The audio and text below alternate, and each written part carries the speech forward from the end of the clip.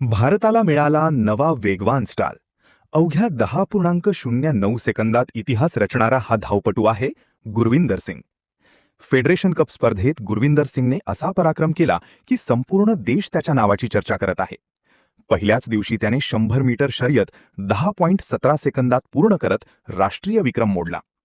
पण खरी कमाल तर दुसऱ्या दिवशी झाली. गुरविंदरने स्वतःचाच विक्रम पुन्हा मोडत 100 मीटरचे अंतर फक्त 10.09 सेकंदात पूर्ण केले. यासोबतच तो भारतातील आतापर्यंतचा सर्वात वेगवान धावपटू ठरला आहे. इतकंच नाही तर तो आशियातीलही अव्वल वेगवान धावपटूंमध्ये गणला जात आहे. विशेष म्हणजे एकेकाळी अनेक लोक त्याला म्हणायचे, स्प्रिंटिंगमध्ये काही भविष्य नाही, 100 मीटर धावून काय मिळणार. पण गुरविंदर सिंगने आपल्या मेहनतीने आणि जिद्दीने त्या प्रत्येक टीकेला उत्तर दिलं.